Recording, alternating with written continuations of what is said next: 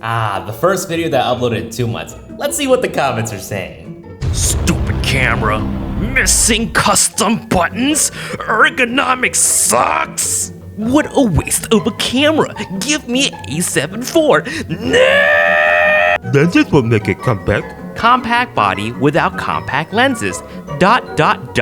Should have stayed retired. This is a shit camera.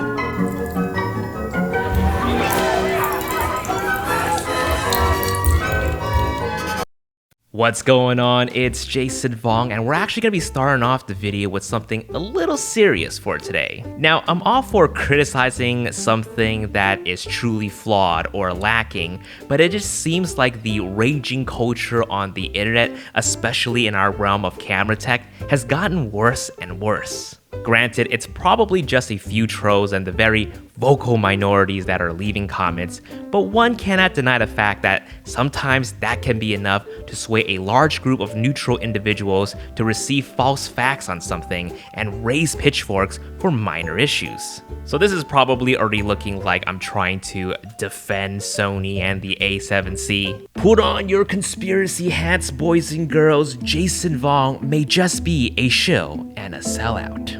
But you see what I mean? That right there? That skepticism nowadays on review videos just borderlines paranoia. And I get it, over the last half of the decade, sponsored reviews on YouTube are a thing. And it's bad. People getting paid to say positive things about a product when it's really a bad product? Yikes. That's why you should always get a second, a third, and even a fourth opinion on a product before committing thousands and thousands and thousands of dollars on a product. But unfortunately, it's getting to the point now where even if a reviewer has a genuine positive opinion on a product, they could be immediately shut down and wrote off as a show, which is a real darn shame. My previous video on the a7C wasn't really a review. It was just me introducing the camera and giving my first early hands-on impression on it. I don't believe in early reviews. In my opinion, a review is the most objective is when someone has had enough time with it after the product officially launches to the public. But yeah, regarding the a7C, I was generally positive overall. I'd say if I had to give it a grade percentage, it would be 85% favorable for the camera. It's not a bad product. I said it performs great, much like how you would find in an a7 III. Now, it would be different if it was truly underperforming and I completely neglect that in my initial video. In that video, I remained objective. I pointed out some of the things that irked me, mainly the lack of 4K 60. I really wish the a7C had 4K 60 at least. I was very vocal about that. The second thing that I pointed out is that the a7C still uses the older menu system. While it doesn't personally bother me all that much, I still pointed it out because I know that it will affect certain people's workflow. Like this person right here who've expressed that it would have been nice to have the same menu to pair with the a7S III for multi-angle. The different menus will be confusing, especially when they're out on the job, in which I am in complete agreement with. Aside from that, those are probably the two most glaring issues about the camera. Someone in the comments said I would have been harsher on other camera brands if they missed the beat like this.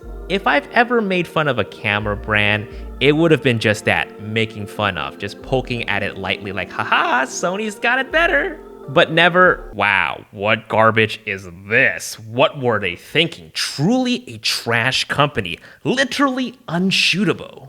I don't slander on this channel, and I don't like talking crap about other camera brands on this channel. I've said in the past that I think everyone makes great things, just choose the right camera that works for you. If you tried Sony and you don't like Sony, but you tried Fuji and you like Fuji, hey, more power to you. Doesn't mean we can't be friends. We still share that interest in photography and videography. But I only talk about Sony on this channel just because I actually use the camera. Much like how you wouldn't take me seriously if I started reviewing Canon cameras 1 week before it launches, right? I mean, I hope one day you'll take me serious enough when I do take the proper time to review a Canon camera. But the point is, you got other people for that.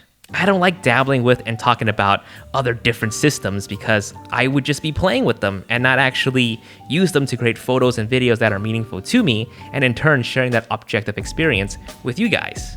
On this channel and as a human being, I like to focus on the positives, especially now more than ever. For those of you who knows. Peace.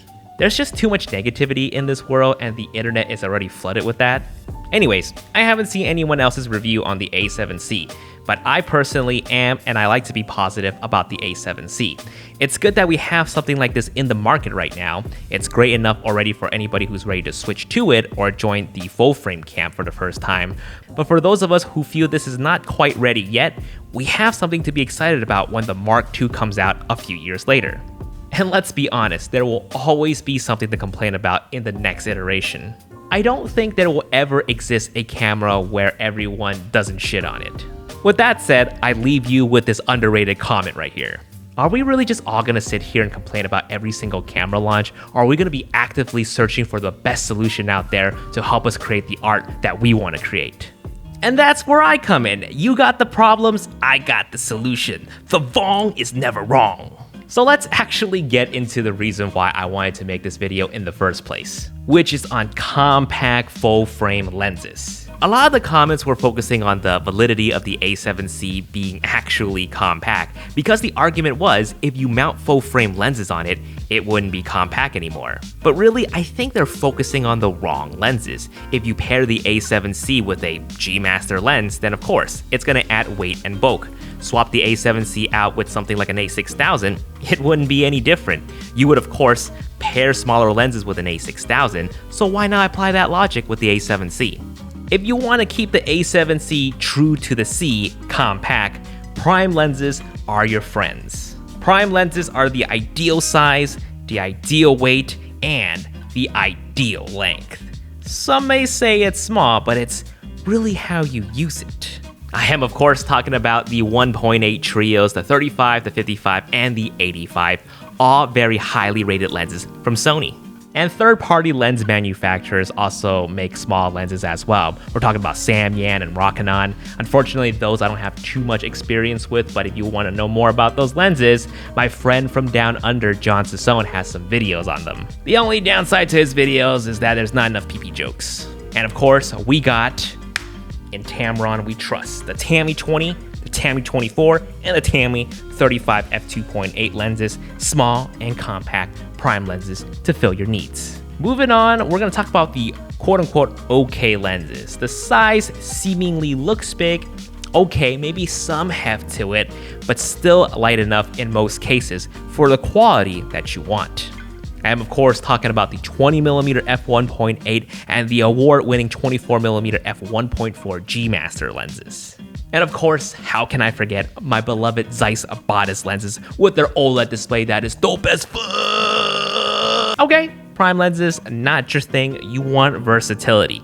I got you. The perfect zoom lenses, first off, we got the new 28 to 60mm ultra compact full frame zoom lens. That's brand new, that's gonna get paired up with the a7C as a bundle, for the bundle pack of course. Caveat is that it's a variable aperture lens, which is fine for beginners, but hold on, here comes the comment section, ready? What are you saying? Tamron, baby, the Tam Fam trio. We got the 17 to 28, 28 to 75, and of course, the latest 70 to 180. In Tamron, we trust. And of course, perfect vlogging lenses for the a7C because it is marketed as a vlogging camera as well with the flip out screen. Of course, you got the Zeiss Batis 18mm and the 20mm 1.8 from Sony, and Tamron clutch with their 20mm f2.8. But we can also consider the 10 to 18mm APS-C lens for the Sony a7C because don't forget, this camera can shoot in both full frame and Super 35 mode. So yes, lens sizes do matter, but don't forget, you can always customize your setup to be a small package. Huh? What's that? Oh, compact setup, I mean. But hey, I mean, at the end of the day, the true compact camera is a smartphone. Bleh, smartphone, that's not possible. But again, if the a7C is not your cup of tea, you still got APS-C. Or my personal favorite, the RX100 Mark 7 24 to 200mm zoom. Is that an RX107 in your pocket, or are you just happy to see me? Let me know in the comments down below, am I full of C, crap, or has the raging culture on the internet gone too far? And also let me know, what does your ideal small package look like? Thanks for watching, guys. I'll see you guys in the next video. Peace.